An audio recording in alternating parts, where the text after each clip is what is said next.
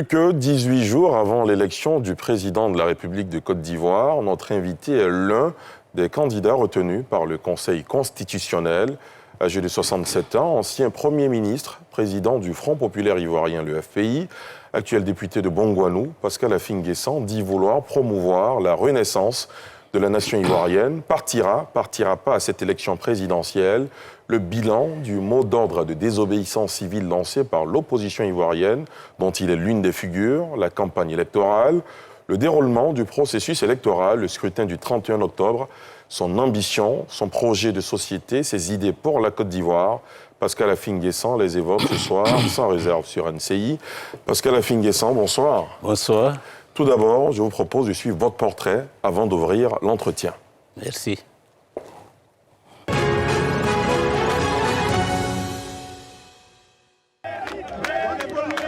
Homme politique ivoirien né en 1953 à Bois-d'Icro, dans le département de Bongouanou, à l'est de la Côte d'Ivoire, Pascal Affi-N'Guessan a été le tout premier chef du gouvernement du président Laurent Gbagbo de 2000 à 2003. Cet ingénieur en télécom a été auparavant ministre de l'Industrie et du Tourisme sous la transition militaire dirigée par le feu général Robert Guéhi en 2000. Il a aussi été maire de la commune de Bongouanou. Au lendemain de la crise post-électorale de 2010 à 2011, Affi-N'Guessan à la tête du FPI doit faire face à une dissidence conduite par feu Abdourahmane Sangaré. Après une bataille judiciaire, le député de Bongouanou l'emporte et devient légalement le président du parti fondé par Laurent Gbagbo. Candidat à la présidentielle de 2015, Pascal Affi-N'Guessan est arrivé à la deuxième place avec 9,29% des voix. Il est une fois encore dans la course au fauteuil présidentiel. Pascal Affi-N'Guessan fait partie des 4 candidats retenus par le Conseil constitutionnel pour la présidentielle du 31 octobre 2020. Depuis quelques jours, la grande interrogation demeure.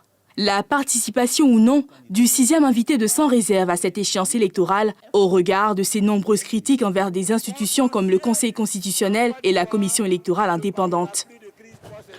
Pascal Affi-N'Guessan, merci d'avoir accepté notre invitation. C'est moi qui vous remercie. Première question, est-ce que vous êtes prêt pour la campagne électorale qui s'ouvre dans 24 heures?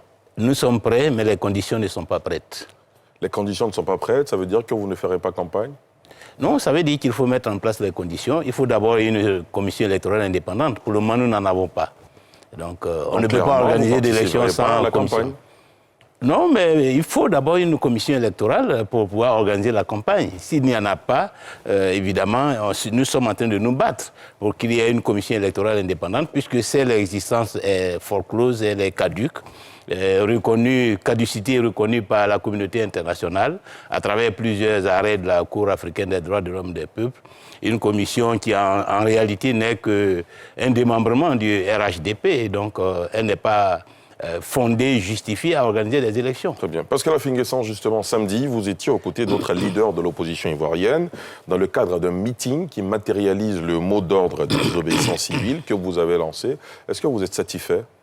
Oh, mais bien sûr, nous sommes satisfaits. Nous sommes d'abord satisfaits par le fait que toute l'opposition s'est rassemblée, que pour la première fois dans l'histoire de la Côte d'Ivoire, les différents courants d'opinion, les différentes forces politiques et même sociales se sont mises en place, se sont mises ensemble pour contester le processus électoral tel que conduit jusque-là, pour réclamer de meilleures conditions d'organisation des élections, notamment la réforme de la commission électorale indépendante du Conseil constitutionnel, le retrait de la candidature de M. Alassane Ouattara, qui n'a pas le droit d'être présent dans cette course électorale. Et donc, c'est un élément nouveau, particulier et qui nous rassure. Maintenant, évidemment, nous avons interpellé le pouvoir sur le fait qu'il faut que nous nous mettions autour d'une même table pour discuter. Voilà. Nous attendons sa réponse. Et je suppose que le pouvoir n'attend pas que nous passions à la phase active de la désobéissance civile avant de réagir. Justement, ce sera quoi la prochaine phase de la désobéissance civile? Mais elle peut prendre toutes les formes. La désobéissance civile peut prendre toutes les formes. Il s'agit de manifester son opposition à ce que le gouvernement fait, de délégitimer toute l'action qui est menée parce que nous ne sommes pas d'accord sur un certain nombre de choses. Ça peut être des meetings, ça peut être des sittings, ça peut être des manifestations de rue, ça peut être des appels à ne pas participer au travail, à ne pas payer ses impôts, enfin tous les actes qui vont montrer au gouvernement que le peuple n'est pas content et qu'il faut écouter ses revendications, qu'il faut prendre les dispositions pour satisfaire les principales revendications qui sont posées par l'opposition, de manière à ce que la vie politique, économique et sociale soit stabilisée. Est-ce que vous privilégierez également une démarche insurrectionnelle? Ce n'est pas une insurrection. Nous disons désobéissance civile et insurrection, ce sont deux choses différentes. Pour le moment, nous sommes dans la désobéissance civile. Elle est légitimée par le fait que la Cour africaine des droits de l'homme a été très claire. Notre pays est signataire de la Charte africaine des droits de l'homme des peuples. Elle doit respecter ses engagements internationaux. Cette Cour demande que la commission électorale soit réformée. Nous-mêmes, nous exigeons cela depuis tout le temps. Et au lieu de le faire, on confie l'ensemble des commissions électorales locales, près de 570 commissions locales, aux représentants du RHDP. Et on veut nous conduire à des élections organisées par le RHDP. Mais ce n'est pas comme ça qu'une compétition électorale se déroule. Pascal Afin-N'Guessan, que répondez-vous à ceux qui estiment que vous avez plus préparé la transition que l'élection elle-même? Non, mais la transition, nous la réclamons parce que le pays, la Côte d'Ivoire, est en lambeaux. Nous tous, nous en sommes conscients. Là, le pays est divisé. De nombreux fils de ce pays sont en exil. Quelles sont les raisons de cette division?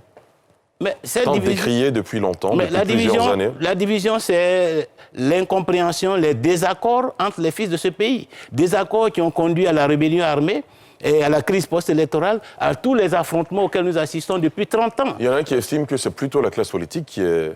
Mais c'est nous tous les Ivoiriens. La population. Si la population ne soutient pas les acteurs politiques, il ne peut pas y avoir de division. Si la population est unie autour d'un acteur politique, il ne peut pas y avoir de division, il ne peut pas y avoir d'affrontement. Donc on ne peut pas uniquement indexer la classe politique sans mettre en évidence la responsabilité de toutes les composantes de la nation ivoirienne. Et ce sont ces composantes qui doivent se retrouver autour d'une même table, comprendre qu'elles ne peuvent pas continuer dans cette voie, qu'elles ne peuvent pas passer leur temps à s'affronter chaque fois qu'il y a une élection ou chaque fois qu'il y a un incident qui dégénère en affrontement interethnique, intercommunautaire, et qu'il leur appartient, si ces composantes-là veulent sauver leur pays, veulent construire un pays de paix et de stabilité, de progrès, éviter la pauvreté, se mettre ensemble pour se parler. Pourquoi nous nous affrontons? Pourquoi il y a tant de crises en Côte d'Ivoire? Qu'est-ce qui ne va pas? Et se mettre d'accord sur la manière de vivre ensemble, sur les institutions qui peuvent rassurer les uns et les autres. Vous pensez à la proposition que vous avez faite à l'époque sur les États généraux de la République? Les États généraux de la République sont incontournables. Dans un pays qui a connu tant de violence comme la Côte d'Ivoire, on ne peut pas faire l'économie d'un dialogue politique national inclusif. C'est ce que nous avons appelé les États généraux. Pourquoi choisir la période électorale pour... Mais ça, vous savez bien que ça fait 6 ans, 7 ans que je parle de cette question des États généraux de la République. Depuis 2013, jusque-là, je n'ai pas eu d'oreille attentive, notamment de la part de ceux qui gouvernent, qui ont la responsabilité de la paix et de la stabilité de ce pays, et qui nous ont conduits dans la situation dans laquelle nous nous trouvons, où à 20 jours des élections, nous n'avons pas de commission électorale indépendante consensuelle. Et justement, en parlant de ceux qui gouvernent, Pascal Afin-N'Guessan, aujourd'hui, c'est quoi vos rapports? Il y a quand même un dialogue avec quelques cadres... Pas de dialogue. C'est ce que nous réclamons. Lorsque nous parlons de désobéissance civile, c'est uniquement pour réclamer un dialogue. Pour dire d'abord, asseyons-nous. Nous ne sommes pas satisfaits des conditions dans lesquelles ces élections vont se dérouler. Asseyons-nous pour en parler. Asseyons-nous pour voir comment nous nous donnons un arbitre impartial. Parce qu'on ne peut pas aller à une compétition avec un des acteurs qui est à la fois juge et parti. Ça ne se voit jamais nulle part. Même dans le football, l'arbitre doit être impartial. À plus forte raison dans une compétition politique. À l'état actuel des choses, dans 18 jours devra se tenir cette élection, selon le calendrier constitutionnel. S'il n'y a pas de dialogue, comme vous le réclamez finalement, vous boycotterez cette élection? S'il n'y a pas de dialogue, c'est qu'il n'y a pas d'élection. Parce que pour boycotter quelque chose, il faut que ça existe. Mais ça n'existera pas. L'élection pourra se tenir? Elle ne se tiendra pas. Quand vous dites qu'elle ne se tiendra pas... Comment pouvez-vous penser qu'elle peut se tenir? Alors que je suis candidat, je suis à la tête d'un parti qui est important, et je suis exclu d'une compétition où la compétition est organisée par un organe que je ne reconnais pas. Parlant de cet organe, dernièrement, vos représentants à la CEI se sont retirés. Est-ce une démission ou une suspension? C'est une suspension. Pour bien montrer que cet organe-là n'est plus légitime pour organiser des élections. pour bien montrer qu'il y a un problème. Toutes les 577 commissions locales sont dirigées par des militants du RHDP. La commission centrale est composée uniquement du RHDP et de quelques représentants de la société civile qui ont accepté d'accompagner le RHDP dans sa volonté de fraude. L'opposition n'y est pas représentée. Comment pouvons-nous considérer que cette CEI-là peut organiser des élections et dire que nous allons reconnaître sa légitimité à organiser des élections? Pas du tout. Il n'y a pas de CEI. Ce que les Ivoiriens doivent comprendre, c'est qu'il n'y a pas de commission électorale indépendante aujourd'hui en Côte d'Ivoire et que les élections ne peuvent pas se tenir et n'auront pas lieu tant que nous n'aurons pas une CEI. C'est ce qui fait penser à vos adversaires, notamment, que vous avez un plan insurrectionnel. Ben, ce n'est pas une question de plan. C'est eux qui ont un plan de fraude. Et c'est nous qui avons comme objectif et comme responsabilité, comme devoir de faire échec à cette volonté de fraude. Pascal Afingé-San, comment se porte aujourd'hui le Front populaire ivoirien? Ben, nous essayons tant bien que mal de construire notre accession au pouvoir et je pense que nous sommes assez bien avancés à l'heure actuelle, que nous avons toutes les chances de remporter cette élection si elle est organisée de façon transparente, de façon crédible. Et je crois que c'est ce que craignent nos adversaires. Pourtant, à plusieurs occasions, j'ai eu à leur dire de ne pas avoir peur de l'échec, de ne pas avoir peur de l'accession au pouvoir du Front populaire ivoirien. Parce que nous ne serons pas là pour organiser une chasse aux sorcières, pour emprisonner des leaders politiques ou les contraindre à l'exil. Nous n'avons pas cette culture. La Côte d'Ivoire n'en a pas besoin. Il faut qu'ils soient rassurés que l'alternance se passera de façon apaisée, démocratique, que la passation de flambeau se passera sans crise et que chacun a sa place dans cette Côte d'Ivoire nouvelle que nous voulons construire. Et parce que le pays a besoin de cela, de la paix, de la stabilité, nous ne ferons rien contre ceux-mêmes qui ont posé des actes disons, condamnables à notre égard. Très bien. Alors, vos rapports avec Assouadou, le président Laurent Gbagbo et Simone Gbagbo? Ben, mes rapports, nous ne pouvons pas dire que c'est au beau fixe. C'est vrai qu'il y a, tout le monde le sait, mais nous sommes dans les dernières phases de cette polémique qui nous a opposés pendant plusieurs années. Aujourd'hui, nous nous retrouvons dans les mêmes meetings, comme vous l'avez constaté le week-end dernier. Nous nous saluons, nous nous parlons. Donc, cela signifie que nous ne sommes pas loin d'une paix définitive au sein de la famille du Front populaire. Ce que vous dites, c'est que la coalition de l'opposition, de l'ensemble de l'opposition, réussira à réconcilier l'ensemble du FPI. Oh, je crois que c'est la situation de notre pays, l'enjeu de l'alternance politique, le défi que nous avons tous conscience que nous devons relever, qui nous amène à taire nos divisions, nos querelles intestines et à privilégier l'intérêt national parce que l'intérêt national l'exige. Et comme beaucoup d'autres leaders politiques ivoiriens, vous parlez beaucoup de réconciliation nationale. Et du coup, il y a des observateurs qui estiment qu'avant de réconcilier l'ensemble des Ivoiriens, il faut réconcilier le FPI. Oh, vous savez, c'est différent. Ce sont deux choses qui sont totalement différentes. Pourquoi? Parce qu'un parti politique, ce n'est pas un État. Voilà. Un parti, les gens peuvent changer de parti s'ils veulent toutes les semaines ou tous les mois, mais on ne peut pas changer de pays chaque année.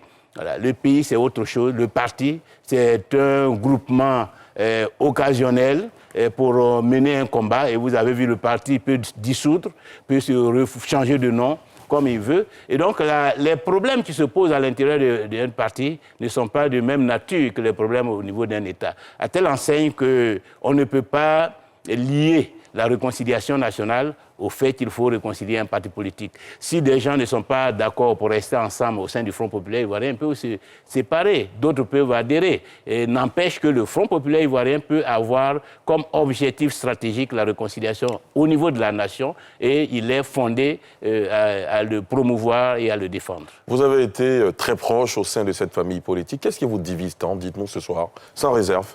Très peu de choses. Très peu de choses, c'est pourquoi je suis convaincu que nous allons nous retrouver. Parce qu'en fait, vous savez, quand un parti politique, une organisation politique connaît une crise comme celle que nous avons vécue en 2010-2011, il y a des répliques, des répercussions intérieures. Avec l'arrestation des dirigeants, il y a des ambitions qui émergent et il y a des volontés de prendre le pouvoir par-ci, par-là. Et tout cela entraîne des situations de conflit. Nous ne sommes pas les premiers à connaître ces genres de situations. Le PDCI l'a connu en 1999, quand il y a eu le coup d'État contre le président Henri Konan Bédié. Pour ceux qui ont suivi cette époque, il y a eu beaucoup de palabres à l'intérieur du PDCI, entre ceux qui voulaient lui arracher le parti parce qu'il n'aurait pas conduit l'État, disons, dans la stabilité. Et même quand il est revenu d'exil en 2001, ceux qui se rappellent en avril 2001, il a dû affronter la candidature de celui qui a assuré l'intérim pendant son assemblée, en l'occurrence M. Laurent Donafologo. Donc ce sont des situations qui arrivent, mais il y a un temps pour penser tout cela, pour absorber cela et puis repartir de plus belle. Et nous allons passer cette étape. Pascal Afingui-Essang, vous est-il déjà arrivé de penser à tourner la page à toutes ces dissensions et créer un autre parti, par exemple? Non, jamais. Jamais, parce que je considère que ces dissensions sont aussi un défi au leadership de celui qui assure la direction du parti. Alors, si le leadership est fort, il vous appartient de tout faire d'abord pour résister, pour tenir là-bas, pour résister à tous les assauts. C'est aussi un parcours initiatique, parce qu'il y a une nouvelle ère qui s'ouvre. Est-ce que Afingui-Essang a la stature, a la carapace suffisamment solide pour tenir là-bas?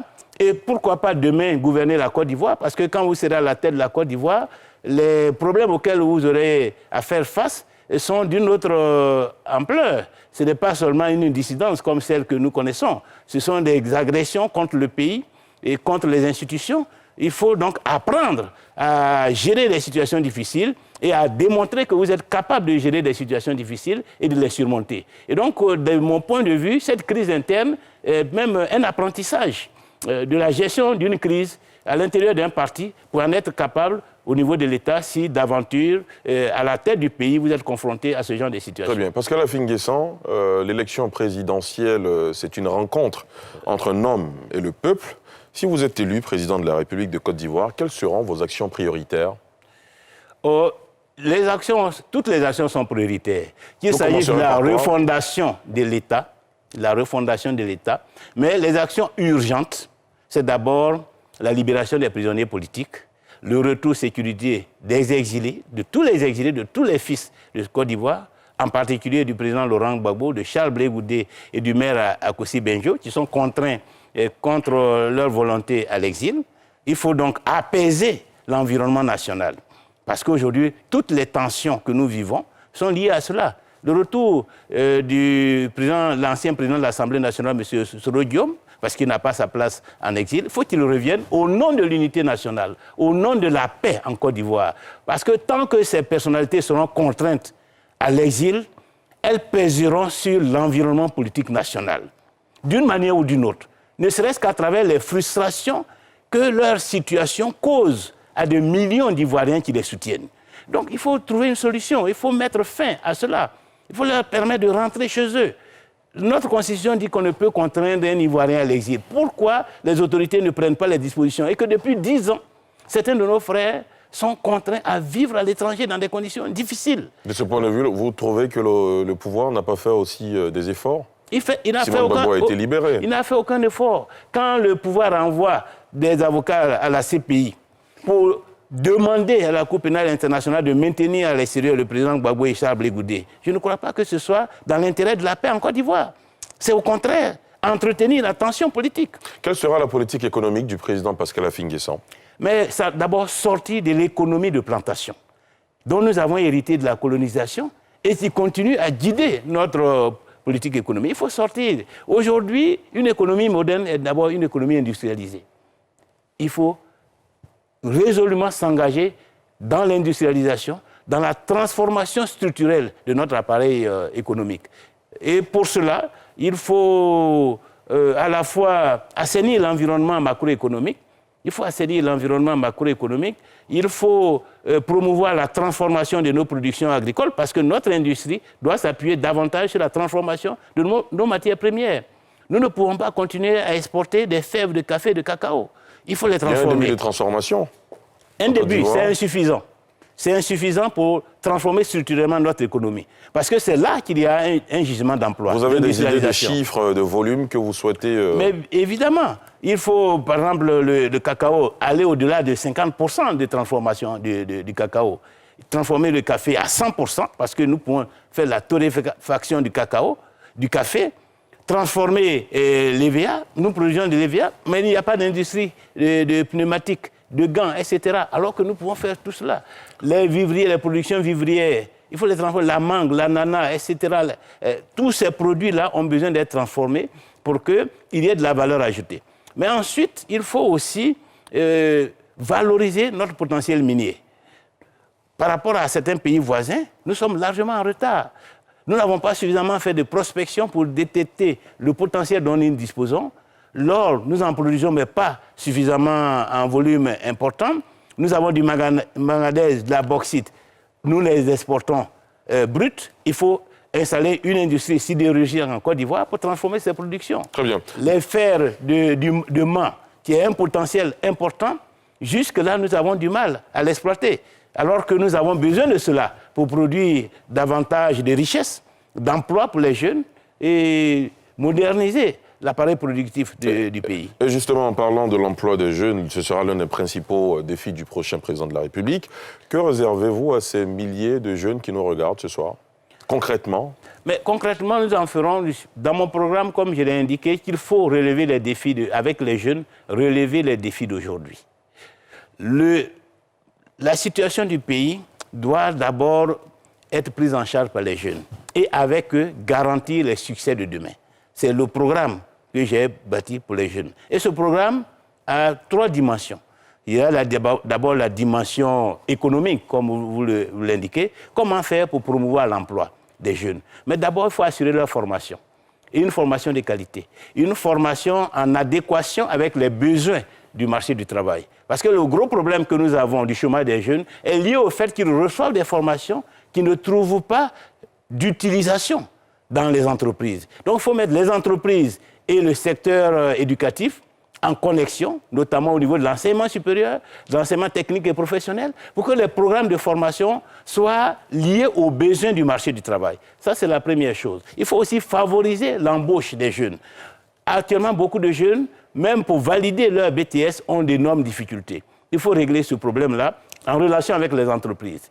Mais ensuite, il faut promouvoir un environnement incitatif des entreprises pour qu'elles soient performantes et pour qu'elles embauchent. Parce que s'il y a des tracasseries administratives, le harcèlement fiscal, des problèmes au niveau logistique, il est évident que ces entreprises-là qui sont écrasées par l'impôt, par toutes autres charges, par la corruption, seront pas en situation d'embauche. Vous n'avez pas parlé de l'entrepreneuriat, c'est quelque chose qui occupera une place de choix. L'entrepreneuriat des jeunes qui veulent se mettre à leur propre compte. Il y a 2 problèmes essentiels qu'il faut régler.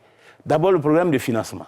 Ces jeunes ont souvent du mal à accéder au crédit. Il faut donc libérer le crédit de manière à ce que ces jeunes-là puissent accéder à un financement. Le crédit, là où les banques souhaitent avoir autant de garanties oui, mais justement, il faut donc créer les conditions pour que les banques financent plus facilement le crédit au profit des jeunes. Mais ensuite, nous envisageons de créer un fonds souverain. C'est-à-dire que l'État lui-même va s'impliquer dans le financement de l'économie à travers le fonds souverain pour promouvoir le développement des secteurs prioritaires. Donc les PME de transformation de nos produits locaux, tous ces PME pourront bénéficier du financement du fonds souverain parce que cela rentre dans la logique que nous avons adoptée pour la transformation structurelle de l'économie ivoirienne. Mais il faut promouvoir aussi l'auto-emploi. Cela est important, surtout en milieu rural, pour les jeunes qui veulent faire de l'élevage, qui veulent faire des cultures maraîchères, qui veulent monter un atelier de couture, etc. La grande difficulté, c'est aussi l'accès au financement.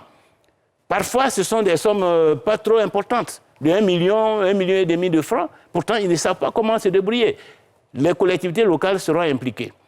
Les mairies, les conseils régionaux, à l'image de ce que nous faisons avec le programme Emploi Jeunes et Développement des compétences, j'ai prévu d'allouer chaque année 20 milliards au profit de toutes ces collectivités locales pour promouvoir l'emploi jeune sur place dans les localités. La question du logement, vue par Pascal Affi-N'Guessan. Oui, le logement est un problème important puisque, vous le savez, il y a plus de 400 000 à 600 000 demandes de logement non satisfaites au niveau national. Non, 40 000 par an, mais le stock. Oui, 400 000 par an. 40 000 par an et 400 000 en termes de stock de logements non satisfaits. c'est un gros problème lié au cadre juridique, à l'accès au terrain, au coût des terrains exorbitant, au financement aussi, qui est souvent difficile. Et donc, à ce niveau-là, il faut prendre les dispositions. Et pour cela, il faut que l'État s'implique. J'ai un projet pour booster le logement, la modernisation des quartiers précaires au niveau d'Abidjan. Il y a à peu près 72 quartiers précaires qui ont été identifiés. Mon ambition, c'est que dans les 5 années, au moins 50 quartiers précaires pour plus de 600 000 habitants soient totalement transformés dans un nouveau concept, et cela en relation avec des grandes entreprises avec lesquelles l'État va établir un partenariat public-privé et avec les détenteurs des terrains, de manière à ce que l'accès au logement soit facilité à travers ce vaste programme de réhabilitation des quartiers précaires. Dans votre programme de gouvernement, est-il prévu de doter la Côte d'Ivoire d'infrastructures modernes? Si oui, lesquelles? D'abord, les routes. Au niveau des routes, nous avons 2 gros problèmes. Un problème d'abord de densification du réseau actuel. Un problème ensuite de réhabilitation, parce qu'une grande partie de ce réseau est délabré et vétuste. Et puis un problème aussi d'ouverture d'autoroutes. Autoroute de l'Est, autoroute de l'Ouest, et puis prolongement de l'autoroute du Nord jusqu'à la frontière du Burkina Faso. Ensuite, il faut réhabiliter le chemin de fer, la voie unique que nous avons. Il faut la réhabiliter, la moderniser. Mais il faut aussi construire de nouveaux réseaux de chemins de fer, notamment à l'ouest, pour évacuer le fer de Mans vers San Pedro, mais aussi au centre, parce que nous avons un potentiel minier à Bongouanou, à Toumoudi, à Divo, au niveau de la bauxite. Il faut mettre en place un réseau pour faire converger ce potentiel-là vers soit Dimokro, soit Toumoudi, qui serait un pôle industriel pour la transformation de la bauxite sur place ici. Donc pour l'évacuation, il faut des chemins de fer que nous allons établir depuis l'ouest en passant par Divo jusqu'à Toumoudi, et depuis l'est en passant par Bénéné, Bongouanou jusqu'à Dimokro, Toumoudi, de manière à ce que ce réseau-là soit un réseau véritablement industriel, mais qui participe aussi à la modernisation du réseau routier. Ensuite, il y a les aéroports. San Pedro est en réhabilitation, mais dans les grandes capitales comme Bondoukou, il faut moderniser l'infrastructure aéroportuaire de manière à faciliter l'accès de ces localités par les autorités, par les touristes et par les populations. Alors, vous le savez, dans cette émission, dans la deuxième partie, vous ferez face aux questions de nos internautes. Mais avant, dernière question en ce qui me concerne. Est-ce que vous avez de nouvelles idées pour notre secteur éducation nationale? De grandes idées. Parce que, comme vous le savez, l'éducation nationale est sinistrée. Quelles sont ces idées, dites-nous? D'abord, il y a des problèmes d'accessibilité. L'accessibilité, surtout au niveau primaire. Les indicateurs, c'est le sureffectif des salles de classe. Au niveau primaire, vous avez des salles de classe de plus de 70 à 80 élèves. Au niveau du secondaire, on dépasse la barre de 100 élèves par classe. Évidemment, dans ces conditions, c'est difficile d'avoir de bons résultats. À telle enseigne que nous sommes, en termes de classement, parmi les derniers en Afrique et même dans le monde, à travers l'espérance de vie scolaire, c'est-à-dire le temps. Les derniers? Les derniers. Nous avons 7,7 ans en Côte d'Ivoire, c'est-à-dire qu'un enfant ne reste pas plus de 8 ans en moyenne dans le cycle scolaire, alors que dans les autres pays africains, on est à 10 ans. Et que même les pays à revenus intermédiaires comme nous, le ratio, c'est 12 ans. Donc nous avons un gros retard à combler en termes d'infrastructure, mais aussi en termes de qualité de l'enseignement. Parce que nous n'avons pas suffisamment d'enseignants. Parce que l'environnement de l'école n'est pas sain. Parce que les programmes ne sont pas en rapport avec les besoins de la société. Donc il faut réformer tout cela au niveau de l'enseignement. Ensuite, il y a la question même des enfants qui vont à l'école, en termes de restauration. Tout cela participe à la mauvaise qualité. Si les enfants ne mangent pas à midi parce qu'il n'y a pas de restaurant et que le père travaille à Vridi alors que l'enfant fréquente à Bobo, il n'est pas présent. À midi, comment il se débrouille? Alors, donc, il faut régler cette question des cantines scolaires, des restaurants universitaires. Il faut régler la question de la santé scolaire. On n'y accorde pas suffisamment de temps ou d'intérêt. Mais c'est important de savoir quelle est la santé de l'élève, de l'enfant. Il y a des enfants qui arrivent avec des malformations, qui voient mal, qui n'entendent pas suffisamment bien, ou qui peuvent même attraper un certain nombre de maladies. Il faut donc développer le médico-scolaire dans tous les établissements et dans toutes les communes pour la prise en charge. Ça existe déjà dans les communes, dans les départements? Dans certaines, mais il faut systématiser, il faut pérenniser ce système-là. Pascal Afingessa, est-ce que vous êtes prêt à répondre aux questions de nos internautes? Évidemment. Ce sera juste après ceci.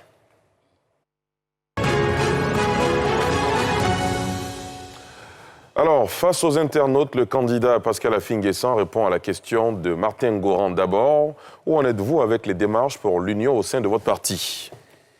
Les démarches sont en cours et les événements contribuent à faire avancer l'union. Je crois que le week-end dernier, notre frère Ngoran a dû nous voir au stade, a dû nous voir prendre la parole les uns après les autres. C'est une situation qu'on ne pouvait pas imaginer il y a peut-être 6 mois.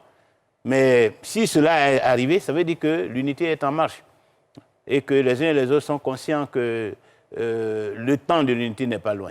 Très bien. Prochaine question. La prochaine question nous dit quels sont vos rapports avec Simone Gbagbo. Elle dit que vous n'êtes pas son candidat. Oui, ben évidemment, dans le contexte actuel, elle ne peut que dire cela, puisque nous n'avons pas encore formalisé l'unité au sein du parti. Mais si demain les conditions électorales sont réunies et que nous devons effectivement aller aux élections, c'est en tant que président et en tant que candidat du FPI, ma responsabilité d'aller vers tous les camarades pour que nous examinions les modalités, la nécessité de se rassembler autour de ma candidature. Puisque, en définitive, je serai le candidat du Front populaire ivoirien. Et le président Gbagbo? Évidemment, il s'agit de la même chose. Nous avons des contacts. Vu que certains de vos camarades ont déposé son dossier de candidature. Oui, oui, évidemment. S'il avait, comme je l'avais indiqué, s'il avait été retenu, je me serais aligné autour de sa candidature pour le faire gagner. Malheureusement, il se trouve que lui-même n'ayant pas exprimé explicitement son désir d'être candidat, n'ayant pas donc formulé de façon effective une candidature, le Conseil constitutionnel s'est saisi de cette situation pour rejeter la demande formulée par nos camarades. Mais je sais que le président Laurent Gbagbo aura un rôle important à jouer dans les élections à venir. La situation dans laquelle il se trouve, son évolution dépend aussi en grande partie de l'issue des élections qui vont avoir lieu très prochainement. Et donc, je suis persuadé que le moment venu, nous trouverons la bonne formule pour que le candidat du FPI soit soutenu par toute la famille du Front populaire ivoirien. Très bien. Prochaine question. La prochaine question nous dit ceci.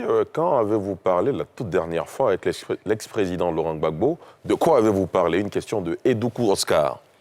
Bon, les Ivoiriens sont très curieux. Oui, je ne peux pas vous dire la date précise. Ça fait longtemps alors? Non, pas trop longtemps. Et nous avons parlé justement de l'unité du parti. Parce qu'au moment où nous conversions, je crois que c'est après la décision d'acquittement, 2 ou 3 semaines après la décision d'acquittement, il était question que nous reprenions les discussions avec l'équipe du camarade Assouadou. Négociations qui avaient été perturbées par la pandémie de la Covid-19. Et donc le président avait souhaité qu'en dépit de cette pandémie, nous trouvions les formules pour continuer à discuter afin de parvenir à une conclusion le plus rapidement possible. Prochaine question. Toujours dans la rubrique questions des internautes. Monsieur Afingessa, jusqu'où comptez-vous aller dans cette désobéissance civile? Jusqu'à ce que nous ayons des conditions électorales justes et transparentes. Nous n'avons pas des ambitions démesurées. Tout ce que nous voulons, c'est la transparence. Tout ce que nous voulons, c'est la démocratie. Tout ce que nous voulons, c'est une compétition loyale. Nous ne demandons rien d'extraordinaire. Nous ne demandons rien d'extraordinaire. Très bien. Donc je ne comprends pas pourquoi on résiste à ça. Alors, prochaine question d'internaute. Cette fois-ci, la question nous vient de Liliane Ekissi. Entre vous et Bédier, qui est le véritable chef de file de l'opposition? Il n'y a pas de chef de file de l'opposition. Il y a un doyen d'âge. Et pour les besoins de la cause, nous avons tous jugé qu'il fallait que ce critère-là soit l'élément de rassemblement. Voilà. Donc c'est le doyen d'âge qui nous rassemble. Chaque parti est autonome. Chaque parti a son projet politique, a sa démarche politique. Mais aujourd'hui, nous sommes confrontés aux mêmes problèmes, aux mêmes adversaires, et qui posent une question d'intérêt national. C'est pourquoi les uns et les autres sont ensemble. Mais sinon, dès que nous aurons réglé cette question, chacun retourne dans sa chapelle, chacun se met en ordre de bataille pour la compétition électorale. Et vous redevenez adversaire. Et nous redevenons adversaires, mais des adversaires pacifiques, démocratiques, puisqu'il s'agit de confrontation d'idées. C'est cela. Prochaine question. La prochaine question nous vient cette fois-ci de Ntakwe Jean-Marcel qui dit « Que savez-vous de la mort de Guy Robert ?» Puisque Premier ministre à l'époque, vous annonciez à la télévision nationale qu'il est tombé dans une embuscade. Mais c'est une question qui a été traitée par la justice. Il y a eu des procès, donc que notre camarade, notre ami, notre frère se reporte aux minutes du procès. Il aura tous les éléments de réponse qu'il souhaite avoir. Prochaine question. Pourquoi vous vous êtes donné autant de mal à réunir les parrainages alors que vous contestez la CEI? Une question de Conine Datien. Mais parce que je veux aller aux élections. Je veux aller aux élections. Je suis candidat pour les élections et ils exigent des conditions justes et transparentes. Donc c'est une démarche cohérente. Voilà. Vous voulez participer à une compétition parce que c'est votre droit, parce que la Constitution ivoirienne dit que cette année, nous devons choisir un nouveau président. Donc, je suis candidat à ce poste. J'observe que ceux qui sont au pouvoir veulent manipuler les institutions pour que le jeu ne soit pas transparent, pour que le vote des Ivoiriens ne soit pas reconnu. Je me bats contre cela. Je me bats pour que les règles soient transparentes. Donc, c'est une démarche cohérente. Parce qu'il y en a qui croient que l'élection présidentielle, c'est la propriété privée d'un individu. Non. L'élection présidentielle, c'est pour nous tous les Ivoiriens. Chacun a le droit de participer. Mais les règles sont là. Mais un parti politique ou une organisation politique n'a aucune légitimité à vouloir prendre l'élection en otage, comme si c'était sa propriété privée. Même si, parce que quand on va aux élections, il n'y a plus président, il n'y a plus opposition. Il y a des candidats. Même si vous êtes président de la République sortant, vous êtes candidat et vous devez être traité sur le même pied d'égalité que tous les autres candidats. Mais justement, il y a des observateurs qui estiment que l'opposition veut prendre le scrutin en otage. C'est le pouvoir qui a pris le scrutin en otage. Quand il prend la... Le pouvoir aussi estime que c'est l'opposition qui veut prendre le scrutin en otage. Nous voulons libérer le scrutin. Notre objectif, c'est de libérer le scrutin pour que la CEI soit autonome, indépendante, pour que le Conseil constitutionnel ne soit pas sous la domination de ceux qui sont au pouvoir. Donc nous voulons libérer les institutions chargées des élections pour que ce soit des arbitres impartiaux. Très bien. C'est tout ce que nous cherchons. Prochaine et dernière question d'internaute. Pour Pascal Affinguessan, président du FPI, comment expliquez-vous que vous soyez aussi détesté par les Gors, j'entends Gbagbo ou rien, qui seraient même prêts à voter contre vous? Une question de Ouraga Félicien. Mais s'ils me détestent, c'est parce que peut-être qu'ils ne sont pas d'accord avec ma ligne, ma vision, ma démarche politique. Mais ça, c'est leur droit. Moi, j'ai une conviction, j'essaie de la promouvoir et je sais que des millions d'Ivoiriens adhèrent à ce que je fais. Mais je sais aussi que certains n'apprécient pas cela. Parce que certains auraient voulu que je sois un va-t-en-guerre, que je sois toujours dans des logiques de confrontation. Mais moi, je suis pour la paix. Je suis pour l'unité nationale. Je suis pour la réconciliation nationale. Je suis pour le progrès économique et social de la Côte d'Ivoire. Parce que la Côte d'Ivoire a besoin de paix aujourd'hui. La Côte d'Ivoire a besoin de leaders politiques qui ne vont pas se ranger dans une logique de vengeance, de chasse aux sorcières, de diabolisation des uns et des autres, d'ostracisme. Et cette attitude de paix ne plaît pas à certaines personnes qui auraient voulu que je sois à la tête d'une meute de guerriers. Non, j'ai fait mon choix et c'est ce choix que je présente aux Ivoiriens. Ceux qui adhèrent à ce choix vont me choisir. Ceux qui n'adhèrent pas choisiront ce qu'ils veulent. C'est ça, c'est leur liberté. Donc, je ne suis pas du tout ému que des gens ne soient pas d'accord avec ma posture. Parce que ce n'est pas leur émotion qui va me faire changer d'attitude, qui va me faire changer de logique. Donc, je conduis mes choses en toute circonstance, en toute responsabilité. La vie politique, c'est comme ça. Vous avez fait des choix. Il y en a qui sont d'accord, il y a d'autres qui ne sont pas d'accord. Mais vous assumez vos choix. Toute dernière chose, Pascal Affi-N'Guessan, dernièrement, une mission de la CEDEAO, de l'ONU et de l'Union africaine a séjourné en Côte d'Ivoire. Ils vous ont rencontré. Que dites-vous du verdict qui a été donné par cette mission conjointe? Je pense qu'elle n'a pas été au bout de ce que nous attendions. Parce que ça n'arrange pas l'opposition, peut-être? Non, pas tellement parce que ça n'arrange pas l'opposition, mais ce n'est pas à la hauteur des défis actuels du pays, des problèmes qui se posent au pays et de la responsabilité de la CEDEAO, de l'Union africaine, d'être suffisamment offensif, ces organismes-là, pour aider la Côte d'Ivoire à trouver une solution. On ne peut pas aider un pays si on n'a pas le courage de dire les choses telles qu'elles se présentent et de faire des propositions concrètes. Voilà. Si on arrondit les angles. Aujourd'hui, la Côte d'Ivoire a besoin de vérité. Voilà. La Côte d'Ivoire a besoin de décisions courageuses. Très bien. Pascal Affi-N'Guessan, est-ce que vous avez le sentiment d'avoir répondu à toutes nos questions sans réserve? Ce sont vos téléspectateurs qui le diront. J'espère, pour ma part, leur avoir apporté ce que j'ai dans le ventre, comme on dit habituellement. Ce que je ressens aussi, je le dis sans calcul, je le dis de façon spontanée parce que c'est ce que je pense et parce que je suis quelqu'un qui cherche toujours à être vrai. En tout cas, merci d'avoir accepté notre invitation. Mais c'est moi qui vous remercie. Merci à vous, chers téléspectateurs, chers internautes, de nous avoir suivis. Excellente suite de programmes sur la nouvelle chaîne ivoirienne.